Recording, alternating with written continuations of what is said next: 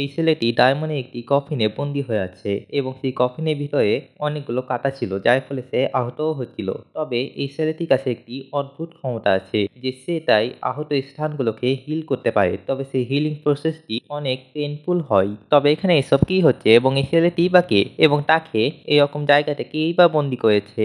So hi everyone, welcome to my channel. এবং আজকে আমি যেই মাঙ্গার ব্যাপারে আলোচনা করব সেটা কাইন্ড অফ সোলো লেভেলিং এর কপি। এটা কেন বললাম? ওয়েল, এই মানওয়ার শুরুতে আমাদের বলা হয় হঠাৎ করে পৃথিবীতে অনেকগুলো পোর্টাল ওপেন হতে শুরু করে, যেগুলোর ভিতর থেকে মনস্টাররা পৃথিবীতে আক্রমণ করত। তবে এই মাঝে কিছু মানুষ আওয়েকেন হতে শুরু করে এবং সেই মানুষগুলোর কাছে ক্ষমতা থাকতো এইসব মনস্টারদের সাথে লড়াই করার এবং তাদেরকে হান্টার বলা হতো।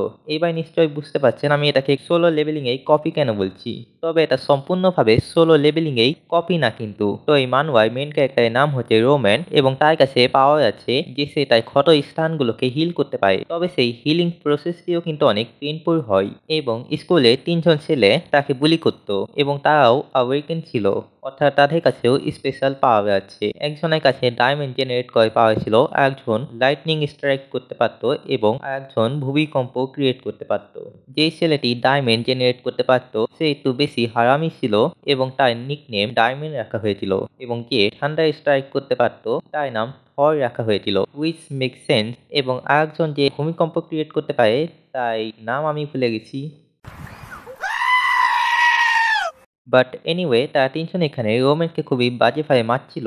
তবে পরক্ষণে রোম্যান আবারও হিল হয়ে যাচ্ছিল। তবে যেমনটা বলেছিলাম এই হিলিং প্রসেসটি অনেক পেইনফুল হয় এবং রোম্যান এখানে সেই ছেলেটির বিরুদ্ধে কিছু করতেও পারবে না, কারণ তার ক্ষত স্থানগুলো তো হিল হয়ে গেছে, কেউ তো তার কথা বিশ্বাসই করবে না এবং কমপ্লেন করেও কোনো লাভ হবে না, কারণ তারা এস র্যাঙ্কে আছে এবং যারা এস র্যাঙ্কে থাকে তাদেরকে স্পেশাল ট্রিটমেন্ট দেওয়া হয়। তবে এখানে রোম্যান তার বাড়িতে ফিরে এবং তার বাড়িতে শুধু তার মা ছিল এবং তার বাবা অনেক কাল আগেই মারা গেছিল।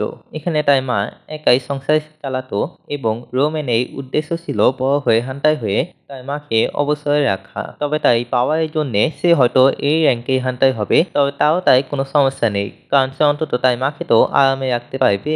তবে রোম্যানের লাইফ একেবারে চেঞ্জ হয়ে যায় যখন তার মা হসপিটালাইজ হয়ে যায় এবং এখানে রোম্যান জানতে পারে যে তার স্কুলে বুলিরা তার মায়ের রেস্টুরেন্টে গেছিল এবং রোম্যানের মা অনেক বিউটিফুল ছিল এবং এখানে ডায়মন্ড তার সাথে ফ্লার্ট করার চেষ্টা করে এবং সে এখানে তার হাত ধরে নেয়। তবে সেই হাত ছুটাতে গিয়ে ডায়মন্ডের ফোন ভেঙে যায়। রোম্যানের মা ক্ষমা চায় এবং সে এটা টাকা দিবে বলে। তবে এখানে ডায়মন্ড এত বেশি এগিয়ে গেছিল যে সে তার পাওয়ার ব্যবহার করে রোম্যানের মাকে গুরুতরভাবে আহত করে দেয়, যার ফলে তার মা কোমাতে চলে যায়। কর্তৃপক্ষ এখানে বলছিল যে ডায়মন্ড তার পাওয়ার ঠিকভাবে কন্ট্রোল না করতে পেরে তার মাকে আহত করে দিয়েছে। তবে রোমান জানতো যে সে মিথ্যা বলছে এবং ডায়মন্ড জেনে বুঝে এই কাজটি করেছে, এই জন্য সে প্রতিশোধ নিতে যায়। তবে সেই ছেলেগুলি তাকে খুবই বাজেভাবে মারছিল।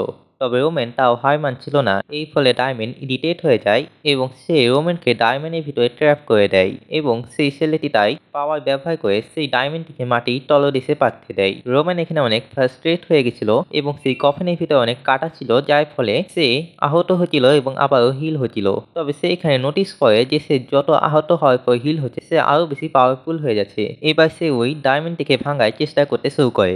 এরপর অনেক বছর কেটে যায় এবং সেই বুলিগুলো টপ হান্টার হয়ে যায় এবং সেখানে তাদের ইন্টারভিউ নেওয়া হয়েছিল। তবে হঠাৎ করে সেই রুমে দরজা ভেঙে একটি মনস্টার চলে আসে এবং সে আর কেউ না, রোম্যান ছিল, যে ফাইনালি সেই ডায়মন্ডকে ভেঙে বের হতে পেরেছে এবং সে এখানে একটি মনস্টারের মতো হয়ে গেছিল এবং সে অনেক বেশি পাওয়ারফুল হয়ে গেছিল। সে ডায়মন্ডের 2 বন্ধুকে মেরে ফেলে।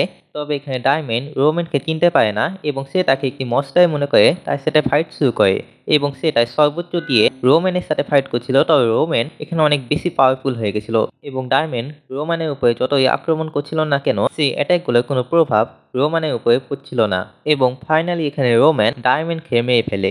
এখানে তো রোম্যান তার প্রতিশোধ নিয়ে নিয়েছিল, তবে এরপর সে কি করবে সেটার কোনো পরিকল্পনা রোম্যানের কাছে ছিল না। তবে এরপর রোম্যান জানতে পারে যে তার মা এখনো বেঁচে আছে। তো বন্ধুরা, এটাই ছিল মানওয়া এবং কমেন্ট করে জানাবেন আপনাদের এই মানওয়াটি কেমন লেগেছে।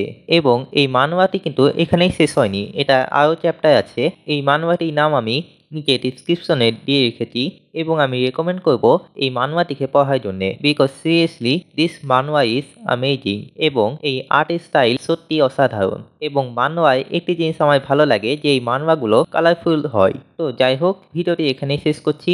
আশা করি আপনাদের এই ভিডিওটি ভালো লেগেছে। যদি ভালো লেগে থাকে তাহলে লাইক করবেন, শেয়ার করবেন, চ্যানেলে নতুন হলে সাবস্ক্রাইব করে পাশে থাকা বেল আইকনটি অন করে দেবেন। দেখা হচ্ছে পরে। বাই, আল্লাহ হাফিজ।